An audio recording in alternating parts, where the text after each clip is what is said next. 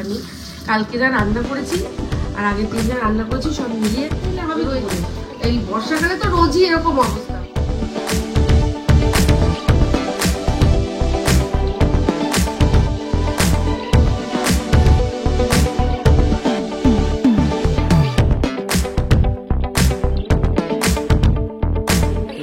আমি ওইটা শুনে না আমি বললাম যে আমি সত্যি বলছি তাদের জন্য আমার সত্যি দুঃখ থাকবে। কোথায়?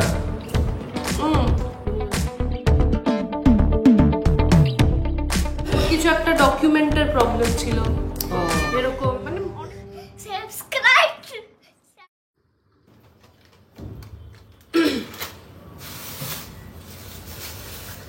হাই, আমি ইপসিতা। সবাইকে আমাদের চ্যানেলে স্বাগত জানিয়ে শুরু করছি একটা নতুন ব্লগ। কালকে না একটা জিনিস দেখানো হয়নি, এই দেখুন মিস্টার দেব আম নিয়ে এসছে।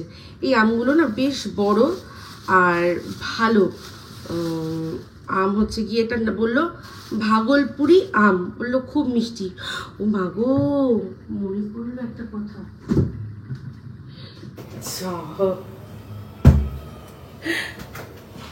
বলছি এসে।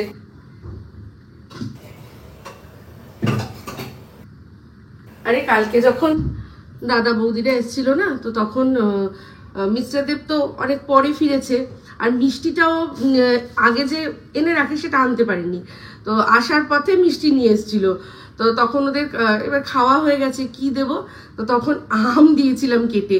আর আটিগুলো আমি কি করেছিলাম বলুন তো, ডিপ ফ্রিজে রেখে দিয়েছিলাম, যে চাংসগুলো দিয়েছিলাম, সার্ভ করেছিলাম, আর আটিগুলো আমি রেখে দিয়েছিলাম ডিপ ফ্রিজে খাবো বলে, যে একটু ঠান্ডা পরে আমি খাবো। সেই কালকের থেকে ডিপ ফ্রিজেই আটিগুলো রয়েছে, তাই জন্য মনে পড়লো বলে আগে এমনি ফ্রিজে ট্রান্সফার করলাম, অবশ্যই খেয়ে নেবো। তো এই যে আমগুলো, ভালো আমগুলো, এখান থেকে আম বাবাকেও দিয়েছি, বেশি দিইনি, সুগার তো তো একদম আমি আম কাঁঠাল খুব ইয়ে করেই দিই। সেই তো পাশের বাড়ি একজন কাঁঠাল দিয়েছিল, তো যাই হোক ওই কাঁঠালের বীজগুলো না ফেলে দিতে হয়েছে, কারণ দেখলাম কি বাবা রোদে শুকিয়েই দিয়েছিল, কিন্তু কি জানি কি দেখলাম যে একটু ওই ছাতা পড়া না একটা দুটোর মধ্যে ছিল, তো ওই একটা দুটোর মধ্যে ছাতা পড়া যখন, নিশ্চয়ই অন্যগুলো তো এফেক্ট পড়েছে, তাই জন্য আমি ওটা ধরে ফেলে দিয়েছি। কারণ ওই একটুখানি খেতে গিয়ে তারপর পেটের সমস্যায় পড়ি আর কি, কি যেন বলে, ওষুধের পেছনে পয়সা খরচা হোক, এটা আমি চাই না। তো যাই হোক, এখন করছি চাউমিন, অল্প একটু চাউমিন আছে, এটা আমার আর আমাদের দেববাবুর জন্য করছি। টাপুর ইয়ে খেয়ে নিয়েছে, কি যেন বলে ওটাকে, কি বলে, ম্যাগি। টাপুর নিজের জন্য বেশ রসিয়ে কষিয়ে ম্যাগি মনে হয় করেছে, কেন কি করে বুঝলাম, আমি তখন রান্নাঘরে আসিনি, বুঝলাম যে প্লেটটার মধ্যে খেয়েছে, তাতেই দেখলাম বেশ সুন্দর গ্রেভি ফেভি লাগা রয়েছে, তো যেরকম মনে হয় করে কিছু স্টাইলিশ করে মনে হয় খেয়ে নিয়েছে। তো যাই হোক, আমার তাই জন্য আমার আর মিস্টার দেবের জন্যই চাউমিন করছি। তো চাউমিনটা করব আজকে, একটা গাজর রয়েছে আর একটুখানি সেই বাঁধাকপি মিস্টার দেব নিয়ে এসেছিল মনে আছে, সেই বাঁধাকপির একটু বাঁধাকপি রয়েছে। তো আজকে আর ওই আলু পেঁয়াজ দিয়ে যেরকম করি সেরকম করব না।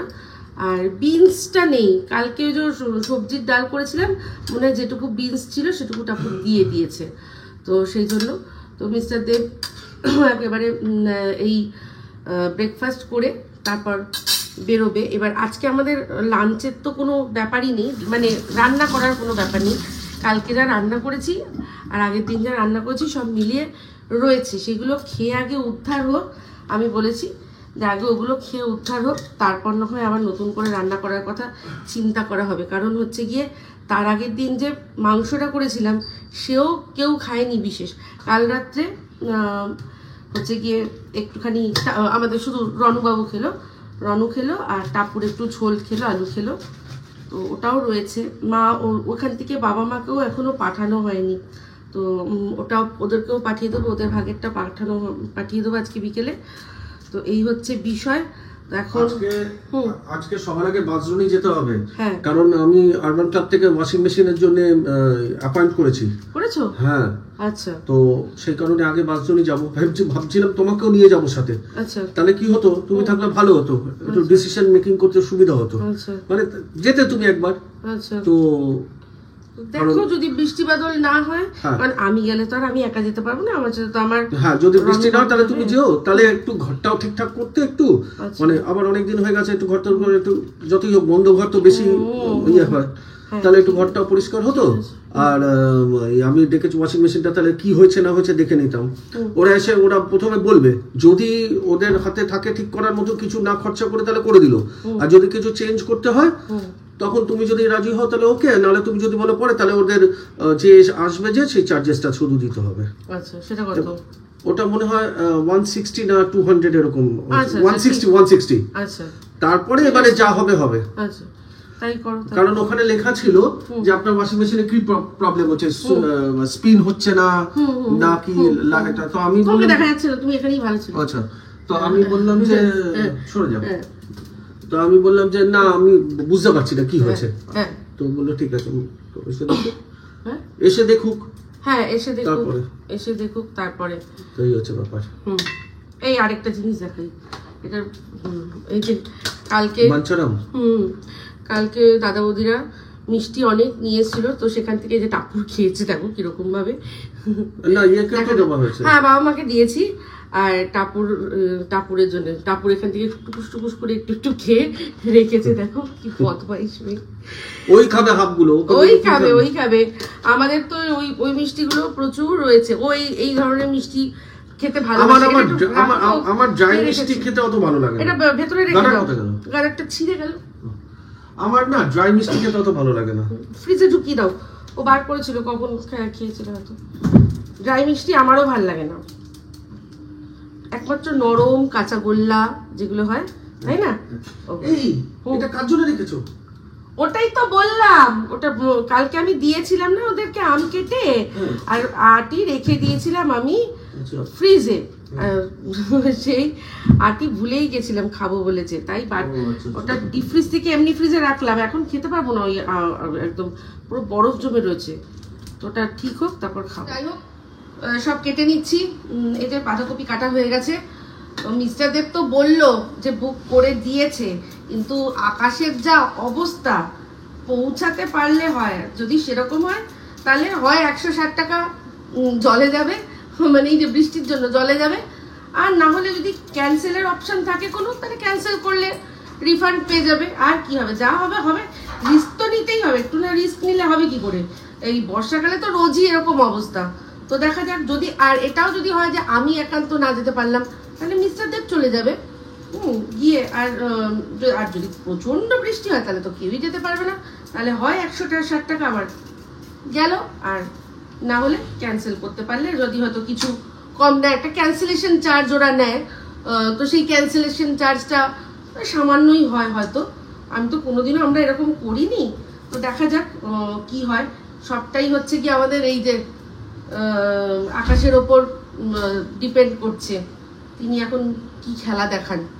তো আমার এখানে চাউমিনটা সিদ্ধ হয়ে গেছে, ওদিকে হচ্ছে গিয়ে সব কাটাকুটি হয়ে গেছে, ঝটপট একেবারে কি বলে এটাকে, হাক্কা চাউমিনের মতো করে নিয়ে ফিরছি।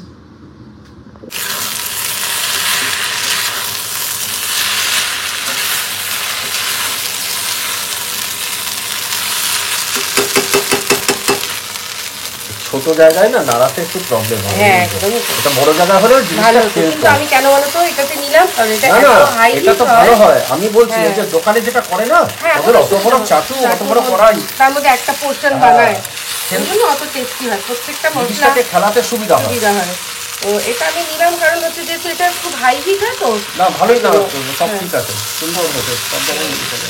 আজকে সয়া সস আমাদের নেই, তাই সয়া সস দিতে পারলাম না, ভিনেগার দিয়েছি, ঠিক আছে, দরকার নেই, ভালোই লাগে, ভালো লাগবে না? আমার সাদা চাও দেখতে পাবো। হ্যাঁ, আমরা তো ছোটবেলা থেকে সাদা চাই খেতাম, তখন ভিনেগারের বদলে পাতিলেবু। হ্যাঁ, এটা একদিন আমরা বললাম, তো দেখ হয়ে গেছে, চা বসাবো একদিকে, আর এই খেয়ে নেবো। এটা একটা জিনিস দেখাতে গিয়ে আমি আনন্দ প্রকাশ করব নাকি দুঃখ পাবো জানি না, আনন্দ তো করছি কিন্তু একটু একটু দুঃখ পাচ্ছি। জিনিসটা কি আগে দেখাই,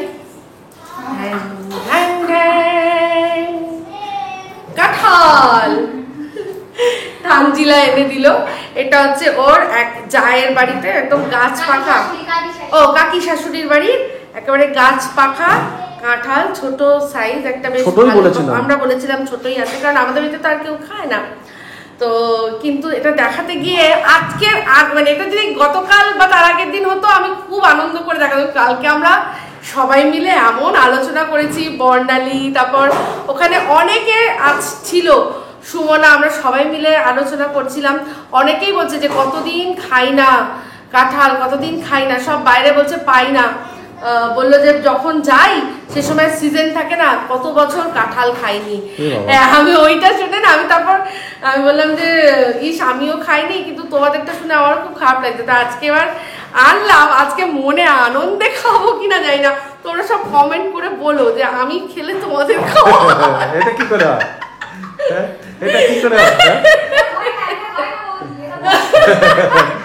তুমি খাবে আর ওরা দেখবে আর হয়, তাহলে লুকিয়ে লুকিয়ে লুকিয়ে খেয়ে নেবো। না না, এমনি ওরা খুশি হবে, তুমি যে খেতে পেরেছো সেটা জন্য খুশি হবে। যারা আমরা আলোচনা করছি তারা সবাই আমাকে খুব ভালো করে চেনে যে ইপসিতা মানে সার্কাসম, তো মজা করছি। যাই হোক, খুব খুশি কাঁঠালটা। আর থ্যাংক ইউ তানজিলা, আর থ্যাংক ইউ তানজিলা, গাছ পাকা এরকম কাঁঠাল এনে দিল। তানজিলা সেদিন শুনছিল তুমি কাঁঠাল খেতে ভালোবাসো, তাই জন্য বললো দাঁড়াও আমি আমাদের পাশে কাকি শাশুড়ি বাড়িতে হয়, তো সেই জন্য যাক যখন ভাঙবো, যখন এটা কাটবো অবশ্যই আপনাদের সাথে শেয়ার করব। আর সত্যি বলছি, যারা যারা লিখেছেন, আমি হয়তো সবার নাম মনে করতে পারছি না এই মুহূর্তে, কিন্তু যারা যারা লিখেছেন যে আমি কতদিন কাঁঠাল খেতে পারিনি, ওটা আমি সত্যি বলছি তাদের জন্য আমার সত্যি দুঃখ থাকবে। আমি খাবো আনন্দে ঠিকই, কিন্তু তাদের কথা আমার মাথায় থাকবে। আমি জানি কতটা যারা ভালোবাসে, তারা যে কতটা ভালোবাসে আমি সত্যি ফিল করতে পারি। इतनी शिद्दत से मैंने तुझे पाने की कोशिश की है कि हर जर्रे ने तुझे मुझसे मिलाने की साजिश की है। তোমাদেরকে তো আমি আমার কেসগুলোই বলিনি ওখানে, আমি যে ওখানে এতক্ষণ এত ঘন্টা যে বসেছিলাম, ওখানে কি কি হয়েছে কি কি না হয়েছে কেসগুলো তো বলাই হয়। কোথায়? ইউনিভার্সিটিতে। আচ্ছা, অ্যাডমিশন নেওয়ার সময় ওখানে প্রথমত তো ওই আমাদের টাইম দিয়েছিল 9:30, তো আমরা এক্সট্রা টাইম নিয়ে ওখানে পৌঁছে গেছি মোটামুটি ওই 8:30, 9:45 মধ্যে ওখানে পৌঁছে গেছি। তো ওখানে আমরা যেই ঢুকেছি গাড়ি নিয়ে, সাথে সাথে মানে দরজাটা মানে খুলবো সবে দেখলাম যে একটা মেয়ে অলরেডি আমাদেরকে অ্যাপ্রোচ করছে, ঠিক আছে, অ্যাপ্রোচ করছে। এবার মানে আমরা দেখতে পাচ্ছি যে ওখানে সারি সারি সব যে স্টুডেন্ট পার্টিগুলো আছে না, এভিভিপি, এসএফআই একদিকে, তো আমরা জাস্ট ঢুকেছি, একজন এসছে অ্যাপ্রোচ করেছে, জিজ্ঞেস করছে যে are you here for student counselling. আমি বললাম ইয়েস ইয়েস ইয়েস, কারণ আমরা খুব কনফিউজ ছিলাম, এত বড় ক্যাম্পাস যে কোথায় যাব কি করব কিছু বুঝতে পারছি না। দাঁড়াও গ্রিন টিটা নিয়ে আসি, হয়ে গেছে বোধহয় গ্রিন। তো হ্যাঁ, যেটা আর কি বলছিলাম যে কনফিউজড হয়ে যাচ্ছিলাম, আমি তো নার্ভাস ছিলাম, তো আমিও ছিলাম, পিপিও ছিল, তো আমরা বলছি ইয়েস ইয়েস ইয়েস।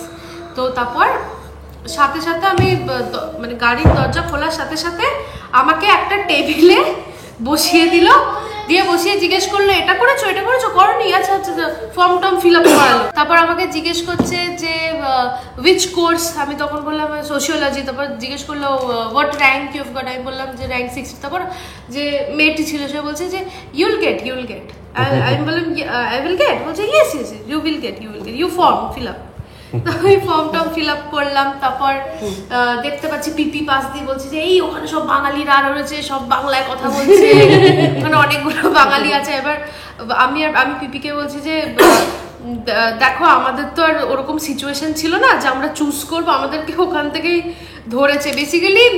তারপর পিপি তো একটা স্টুডেন্টকে ডিরেক্টলি জিজ্ঞাসা করেছিল যে তোমরা যে এগুলো করছো, তোমরা কেন করছো বলো তো, এই ধরে জয়েন করাবে নাকি?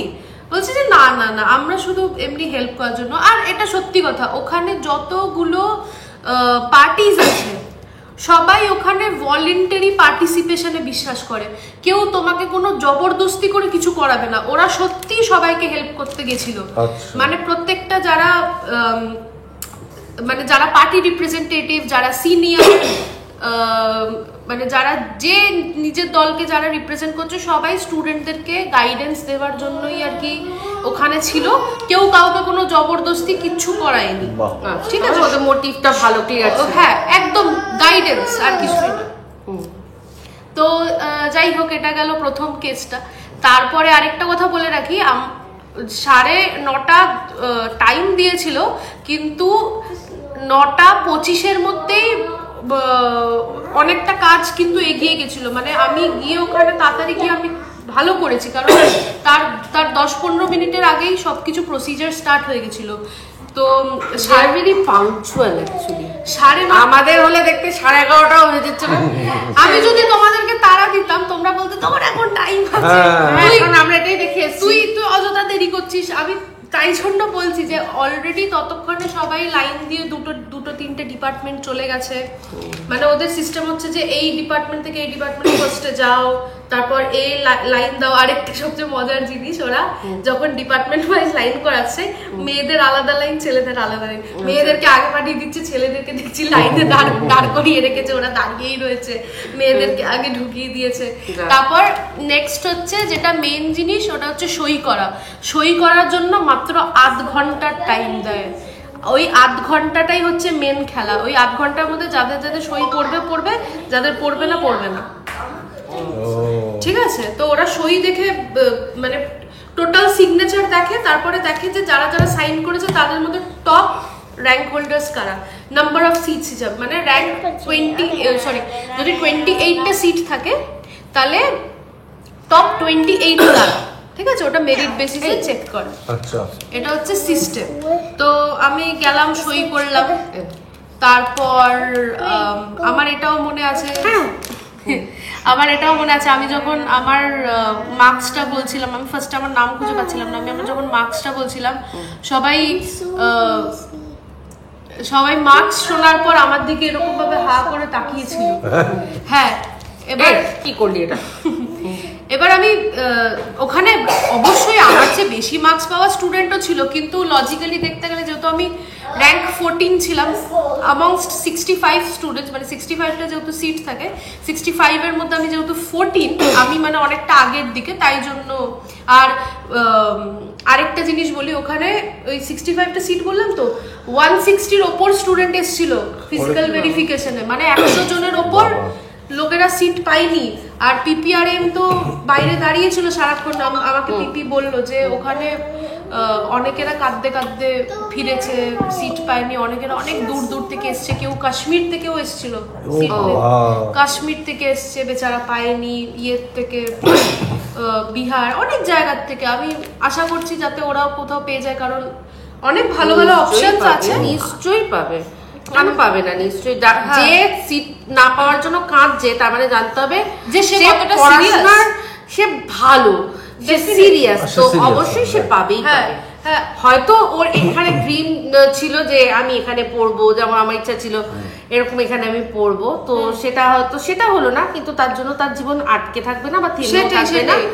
সে যে পড়াশোনা করতে চায়, সে যে কোনো, তুই নিজেকে দিয়ে দেখ, হলি হোম স্কুল আমাদের মানে এখানে খুব যে একেবারে ভালো, মানে দারুণ, সেরকম তো নামই জানে না। সবচেয়ে বড় কথাটা হচ্ছে কিন্তু হলিওম শ্রীরামপুরে নাম করা। হ্যাঁ, শ্রীরামপুরে হলিওম নাম করা, কিন্তু এখানে যখন খুলেছিল তখন কিন্তু সেই বেসিসে খুলেছিল, যিনি ভদ্রলোক খুলেছিলেন প্রিন্সিপাল যিনি। আমি আমার এক্সপেরিয়েন্সটা শেয়ার করছি। আমি যখন বড় হচ্ছিলাম, আমি অনেস্টলি বলছি, আমি যখন বড় হচ্ছিলাম, যখন আমি আমার স্কুলের নাম বলতাম কেউ চিনতে পারতো না, কিন্তু তার মানে আমি ভলিউমকে কোনোভাবেই খারাপ বলছি না। তাই জন্যই তো বলছি, আমি কেন খারাপ বলবো? বলে না বৃক্ষ তোমার নাম কি ফলে পরিচয়, তো তুই তো তোর স্কুলের মানে রেপুটেশন তুই তো নিজের একাডেমিক্স দিয়েই বলে দিচ্ছিস। আর আমি তো, আর সত্যি কথা বলতে আমি নিজে বেঙ্গলি মিডিয়ামে পড়েছি। আমি আমার প্রথম একবার কথা হয়েছিল টাপুরকে আমি কিন্তু বেঙ্গলি মিডিয়ামেও দেবো বলে ঠিক করেছিলাম, কিন্তু তারপর আমার মাথায় আসলো এই একটাই বিষয়, যে যেই জিনিসটার জন্য হাজার জ্ঞান থাকা সত্ত্বেও আমরা আটকে যেতাম, সেটা হচ্ছে ওই ইংলিশটা। তো ইংলিশ লিখতে পারি, হ্যাঁ, তো মানে পড়তে পারি, কিন্তু ওই ফ্লুয়েন্টলি বলতে গেলে না কিন্তু আটকানো একটা ব্যাপার। আমি জানি ঠিক বলছি, কিন্তু অনেক সময় আমি আগেকার কথা বলছি, তখন যখন আর কি মাধ্যমিক লেভেল, উচ্চ মাধ্যমিক লেভেল, আমি জানি যে ভালো বলছি, ঠিক বলছি, তারপরেও মনে হতো যে ঠিক বলছি তো এই জিনিসটার জন্য আমি তখন ঠিক করেছিলাম যে না, তাহলে বেঙ্গলি মিডিয়াম ছেড়ে আমরা ইংলিশ মিডিয়ামেই দিই। আর সবথেকে বড় কথা, বেঙ্গলি মিডিয়ামে পড়াশোনা খুব ভালো হয়, কিন্তু ওকে কিন্তু আমরা সেই জন্য কাছাকাছির মধ্যেই সবসময় চেয়েছি যে কাছাকাছির মধ্যে হবে। বিডি মেমোরিয়ালে ভর্তি হলো, পারলো না, মাদার্স মেমোরিয়ালে ভর্তি হলো, পারলো না মানে ছোটবেলায় কন্টিনিউ করতে পারলো না, যেতে পারলো, ঘুম থেকেই উঠতো না, যাবে কি। দুটো স্কুলের দুটো সেশন, ওর পুরো সেশন ফিস নষ্ট হয়েছে, কিছু করেনি। উঠতো, এবার উঠে কান্নাকাটি এমন করছে, সে কোন দিন জ্বর এসে যাচ্ছে, কোন দিন ওয়াক এসে যাচ্ছে। আমি বললাম দরকার নেই, ছেড়ে দাও, পড়াশোনা যদি হওয়ার হয় ঠিক হবে। আমি ওকে কোনোদিনও না, দুটো জিনিসে মানে জোর করিনি, এক খাওয়াতে কোনোদিনও জোর করিনি, আর দ্বিতীয় হচ্ছে পড়াশোনাতে কোনোদিনও জোর করিনি, যেটাই হচ্ছে নিজে নিজে করেছে। আমার কথা বাদ দাও, আমার অনেক সিনিয়র আছে যারা এখন লাইফে অনেক এগিয়ে গেছে, অনেকেরা বাইরে পড়ছে। হ্যাঁ, অনেকেরই জানি পড়াশোনাটা আমি জানি সম্পূর্ণ সদিচ্ছা, ইচ্ছার ওপরে। মানে অনেক বড় বড় স্কুলে লোকেরা পড়াশোনার ইচ্ছা ছিল না বলে পড়াশোনা করতে পারিনি, তারা বড় বড় স্কুলেও কিছু করে নিতে পারি। সামান্য একটা এরকমই দেখো, এই যে আমরা মুভি দেখি, কিছু কিছু বাস্তবের থেকে নেওয়া তো। এই যে মুভিটা দেখলাম আমরা, ওই যে যেটা না না ওয়াইফ চেঞ্জ হয়ে যাবে, যে লাপাতা, তাতে যে মেয়েটা চেঞ্জ, হ্যাঁ, ও তো পড়াশোনার জন্য, ও তো পড়াশোনার জন্য নিজে মানে সেটাই বলছি, রেখেছিল। হ্যাঁ, সেটাই বলছি যে কিরকম নিশুদ কি না নিজে পড়বে বলে। আর সত্যি জানো এরকম হয় সত্যি, যারা সত্যি পড়াশোনা মানে মানে পছন্দ করে না তাদের কিন্তু, সেটাই তো বলছি।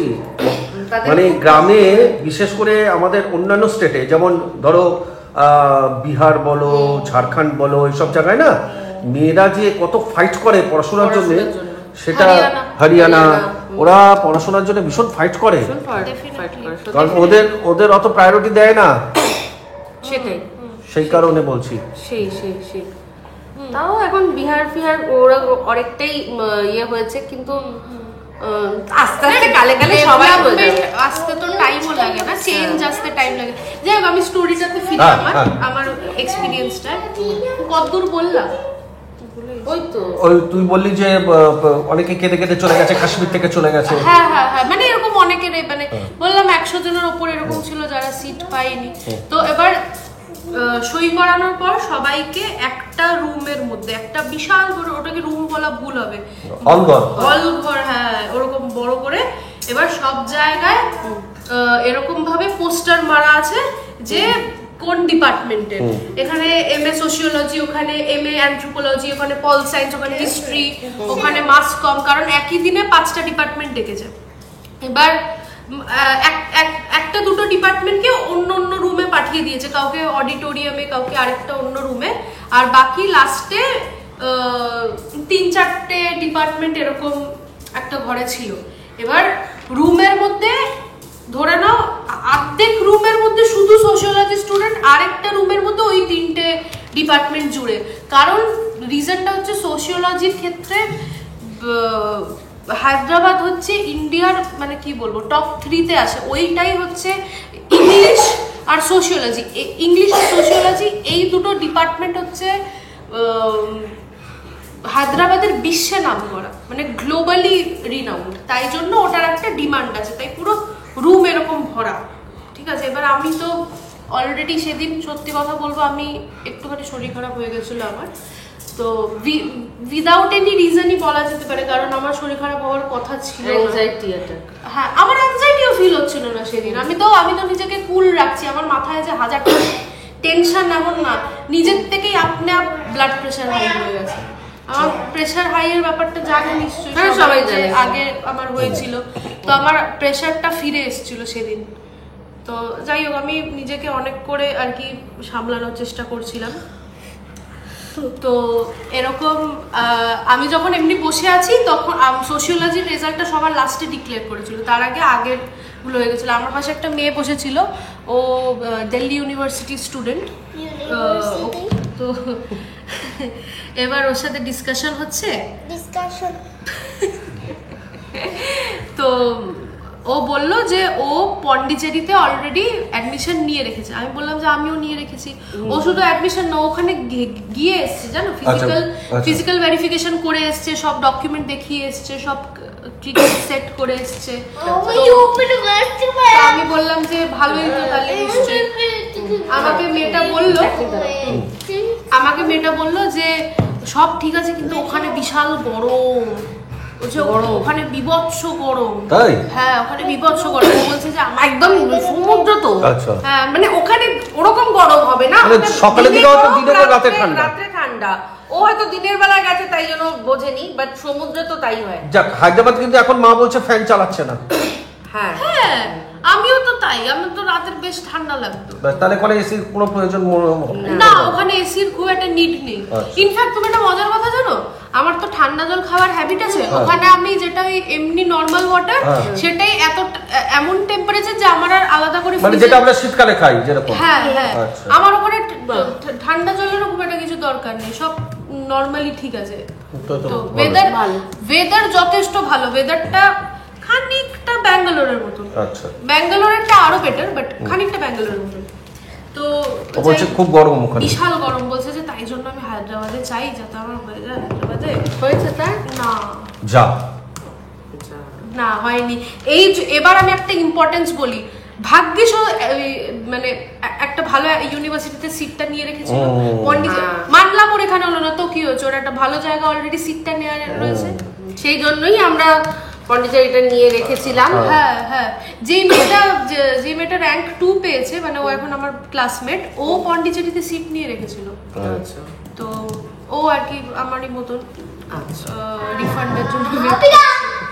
তো যাই হোক, এবার একটা মজার কথা বলি। আমাদের তো বললাম সবার লাস্টে, তার আগে আমাদের ঠিক আগে পলিটিক্যাল সায়েন্সের রেজাল্টটা ডিক্লেয়ার হচ্ছিল। এমন এমন টাই ব্রেকার দেখেছি ওখানে আমি, আমার ওখানে ও চায় একটু কথা বলতে। বাবা, ওকেও একটু দেখো, ও কথা বলতে চায়। কি বলবে? Subscribe to our channel. Thank you, ভালো কথা বলেছিস, থ্যাংক ইউ। তো এমন এমন টাই ব্রেকার দেখেছি আমি। ওদের রেজাল্ট ডিক্লেয়ার করার সিস্টেমটা হচ্ছে ওই সই করাগুলো প্রজেক্টরে দেখায়, ঠিক আছে? তারপর ওখান থেকে দেখে দেখে রোল কল হয়, মানে পুরো সেই যেরকম ভাবে ম্যান অফ দ্য ম্যাচ, তারপরে ম্যান অফ দ্য টুর্নামেন্ট যেভাবে অ্যানাউন্স হয় না, ঠিক সেরকম ভাবে সামনে একটা টেবিলে সব বসে রয়েছে আর মাইকের মধ্যে অ্যানাউন্স হচ্ছে, পুরো ওরকম এনভায়রনমেন্ট, ঠিক আছে? তো এবার বলছে যে এই সিটের জন্য টাই হয়েছে। তো যাই হোক, এমন এমন টাই ব্রেকার দেখেছি। তো একটা টাই ব্রেকার হয়েছিল একটা সিটের জন্য 3টে স্টুডেন্টের মধ্যে। হ্যাঁ, 3টে স্টুডেন্ট। এবার টাই ব্রেকারের নিয়মটা হচ্ছে ওরা গ্র্যাজুয়েশনের মার্কস দেখে টাই ব্রেকার করে। সাথে সাথে একজন গ্র্যাজুয়েশনের মার্কস দেখছে, সব দেখছে। 10 little buses. তো যাই হোক, দেখেছিলাম। তো 3 জনের মধ্যে যে হাইয়েস্ট পেয়েছিল সে ফার্স্টে সিট পেল। তারপর শুনলাম যে আরেকটা সিট খালি হয়েছিল, খালি হওয়াতে যে সেকেন্ড ছিল সেও সিট পেল, কিন্তু থার্ড যে পার্সনটা ছিল ও কিন্তু সিট পায়নি। কিন্তু দুঃখের বিষয়টা হচ্ছে ওর স্কোর আর বাকি দুজনের স্কোর, সিইউটি স্কোর সেম ছিল, শুধু গ্র্যাজুয়েশনের মার্কসটা ওদের দুজনের চেয়ে কম ছিল বলে ও সিটটা পেল না। এরকম কেস হয়। তারপর আমি দেখলাম একজনের অন স্পট রিজেক্ট হয়েছে অ্যাডমিশন, কারণ ওর কিছু একটা ডকুমেন্টের প্রবলেম ছিল। এরকম মানে অনেক কিছু দেখেছি। আর এইসব যখন দেখছি তখন আমার শরীর খারাপটা যেন আরো বেড়ে যাচ্ছে, আরো বেড়ে যাচ্ছে। তারপর যাই হোক, লাস্টে সোশিওলজি ডাকলো।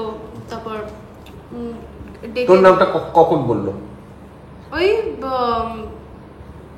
যেরকম ভাবে মানে যখন অ্যানাউন্সমেন্ট শুরু হলো, তারপর বলছে যে ওরকম ভাবে র্যাঙ্ক 14 আনুষ্কা দেব, ওরকম ভাবে। তো আমাকে উঠে তারপর লাইনে দাঁড়াতে হলো, এরকম ভাবে ডেকে তারপর ডাকলো। ঠিক আছে, ভালো কথা। তারপর যে জিনিসটা শুরু হলো সেটা হচ্ছে আমার লাইফের one of the most tiring days. ওই যে 8:30টায় ঢুকেছিলাম, বিকেল 7টায় বেরিয়েছিলাম, তার মাঝখানে হার্ডলি 15 মিনিটের ব্রেক পেয়েছিলাম খাওয়ার জন্য।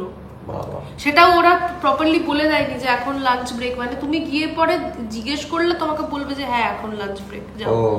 তারপরের দিন পরীক্ষা ছিল আমার আবার, তো টেনশন খুবই হচ্ছিল। তো মানে 8:30 থেকে সন্ধ্যে 7টা লেগে গেল। মনে নেই তোমার? আমরা বারবার করে ফোন করছিলাম, ভিডিও কল, আর পিপিরা পুরো সময়টা বাইরে ছিল। হ্যাঁ ওরা বাইরে ছিল। কি অবস্থা বলো। হ্যাঁ সব মামামি দুজনে বাইরে ছিল, সব বাবা মারা সবাই বাইরেই ওয়েট করছিল, কারণ আমার মাঝখানে একবার একটা জেরক্সেরও প্রয়োজন পড়েছিল। আমি জানতাম না ওই জিনিসটা জেরক্স লাগবে, পিপিরা তখন করে এনে দিয়েছিল। তো ছিল হ্যাঁ, তো ঠিক আছে, এই আর কি আমার। এই দাঁড়া না, একটা কথা বলছি তো, দাঁড়াও। যাই হোক, আমার কিছু মেমোরেবল মোমেন্টস আমি ওখান থেকে শেয়ার করলাম, আরো অনেক আছে হয়তো পরে আমার মনে পড়বে। আচ্ছা, আমি একটা তার মধ্যে কথা বলি। সবাই বলেছে যে টাপুরের ব্লগ কিন্তু আমরা দেখতে চাই, তা ডেলি সব তুই করবি তো? কথা দে। আমি সবাইকে একটাই জিনিস কথা দেব, আমি যতটা পারবো নিশ্চয়ই করবো। তো আমি ওখানে একটা নতুন লাইফস্টাইলে ঢুকতে চলেছি, ইনফ্যাক্ট খুব একটা চ্যালেঞ্জিং লাইফস্টাইলে ঢুকতে চলেছি, যেখানে আমার মানে ওখানকার যেটা স্টুডেন্ট লাইফ থাকবে বা যেটা আমার হস্টেল লাইফ থাকবে সব কটাকে সামঞ্জস্য করে আমি কতটা করতে পারবো আর কতটা ভালোভাবে করতে পারবো সেটা আমি নিজেও এখনো জানি না। কিন্তু আমি মানে সবার এত মানে কমপ্লিমেন্টস আর আশীর্বাদ পেয়ে আমার মনের এই ইচ্ছাটা আছে যাতে আমি ভালোভাবে করতে পারি। আমি ট্রাই করবো যতটা পসিবল। তবে একটাই কথা বলবো যে মানে এই যে বাইরে গিয়ে এই লাইফটা আর হস্টেল লাইফটা যত তুই নিজের মনের আনন্দে ওটাকে একসেপ্ট যত তাড়াতাড়ি করতে পারবি ততই তুই খুশি থাকবি। মানে এই যে তুই ওখানে গেলি, এবার থেকে কিন্তু তোর খুশি থাকার দায়িত্ব সম্পূর্ণ তোর উপর, সম্পূর্ণ তোর উপর। তুই যদি মনে করিস যে না আমার কিছু ভালো লাগছে না, না আমার কিছু না, আমি এই না আমার ওখানে ওই রকম হতো, আমার সেখানে সেই রকম হতো, আমার বন্ধুদের মিস করছি, আমার ওই পুরনো সব মিস করছি, ওই যদি মনে মনে রাখিস তাহলে কিন্তু পারবি না। আর এবার থেকে তোকে সম্পূর্ণ নিজেকে খুশি রাখার দায়িত্ব নিজেকেই করতে হবে। ওই ছোট ছোট জিনিসের মধ্যেই খুশি খুঁজে বার করতে হবে। যেখানে পড়তে চেয়েছিলি সেখানে পড়তে পারছিস। আমি এটাই বলতে চাইছি, আমার যাই হোক না কেন আমি at the end of the day খুশি হব, কারণ নিজের ড্রিম ইউনিভার্সিটি পাওয়ার সুযোগ খুব কম লোকেরা পায়। ব্যাস ওটাই মাথায় রাখবি। হ্যাঁ, আমি জানি প্রচুর কম্প্রোমাইজ করতে হবে খাওয়া নিয়ে, তো সেটা কমেন্ট করে বলেছে বলছে 1 মাসের মধ্যে টাপুরের চেহারা চেঞ্জ হয়ে যাবে। বলছে 1 মাসের মধ্যে টাপুর হয়ে যাবে ওই হোস্টেলের খাবার। তো ঠিক আছে, খুব ভালো কথা, খুবই ভালো, একদম নতুন একটা টাপুরকে আমরা পাবো। তো অসুবিধা নেই, খাওয়া তো সারা জীবনের জন্য পড়ে আছে, তাই না? আমি সবসময় এটাই বলি যে এখন কষ্ট করে নাও, পরে বাদবাকি লাইফটা হচ্ছে আনন্দ করো, আর না হয় এখন এনজয় করে নাও, বাদবাকি সারা জীবনটা তোমার কষ্ট করতে হবে। Choice is yours. এখন অল্প সময় তুমি কষ্ট করো, বাকি পুরো জীবনটা আনন্দ। আর না হলে এখন ওই অল্প সময়টা আনন্দ করবে, তারপর বাকি জীবনটা তোমাকে পুরো নিয়ে বয়ে বেরিয়ে চলতে হবে। তো তুই তো নিজের চয়েস করেই নিয়েছিস, তো সেটা তো বদমাইশ ছেলেটা তখন থেকে শুধু আমরা কথা কিছুই না, ও অ্যাটেনশন চায় আর কিছুই না। চলো ঠিক আছে, চলো খেলি আমরা। হ্যাঁ, প্রচন্ড কাশি হয়েছে, কিছুতেই ঠিক হচ্ছে না, এবার এটা নিয়ে কিছু করতে হবে। তো যাই হোক, রনেরও খুব কাশি হয়েছে। তো যাই হোক, আজকে মানে শরীরটা খুব খারাপ লাগছে আমার, মানে পুরো নাক দুটো পুরো বন্ধ হয়ে রয়েছে। একটু ওই নেসোক্লিয়ার টাইপের যেটা হয় না, ট্রিপিন, এরকম ধরনের কিছু একটা দিতে হবে। তো আনন্দের কথা এটাই যে রান্না করা আছে, তো রুটি অর্ডার করা হয়েছে, ব্যাস রুটি দিয়ে চিকেন আছে, মাশরুম আছে, অনেক কিছুই আছে, তো হয়ে যাবে। তো আজকে তাড়াতাড়ি ভাবছি ঘুমিয়ে পড়বো, দেখা যাক কি হয়। ঘুমাবো বললেই তো আর ঘুমানো হয় না। তো যাই হোক, এই ব্লগটা এখানেই এন্ড করছি, যদি ভালো লাগে তাহলে যদি ভালো লাগে তাহলে অবশ্যই লাইক, শেয়ার, কমেন্ট করতে ভুলবেন না। আর আমাদের কথোপকথন, গল্প, আলোচনা কীরকম লাগলো অবশ্যই কমেন্টের মাধ্যমে যেরকম সবসময় জানান আর কি মতামত সেরকমই জানাবেন। তো আজকে আর কাঁঠালটা ভাঙা হলো না। আমার সত্যি কথা বলতে শরীর মানে মনে হয় আজকে তো খেতেই পারবো না, খেতে ইচ্ছাই করছে না, সেই জন্য আর ভাঙলাম না। কারণ একবার ওটা ভাঙলে অ্যাটলিস্ট মোটামুটি বেশ কিছুটা তো খেতে হবে। তো বাবা মাকে দিতে চাই না, কিন্তু তা সত্ত্বেও একটু দেব, কারণ পুরোটা আমি একা অতটা হয়তো খেতে পারবো না, তাই একটু করে দেব। কাঁঠালে এত সুগার না, আমি দিতে চাই না। তো যাই হোক একটু তাও দেবো। তো সেটা না হয় নেক্সট ব্লগেই আপনাদের সাথে শেয়ার করব। তো ব্লগ ভালো লাগলে লাইক শেয়ার কমেন্ট করতে ভুলবেন না। যারা চ্যানেলটা সাবস্ক্রাইব করেননি তারা সাবস্ক্রাইব করে নেবেন। সবাই ভালো থাকবেন, সুস্থ থাকবেন। আবার আসছে খুব শীঘ্রই একটা নতুন ব্লগ নিয়ে। তো চলতে হে ফ্রেন্ডস, दुआ में याद रखना। तो चलते हैं फ्रेंड्स, तो मीडिया याद रखना, सब्सक्राइब टू आवर चैनल।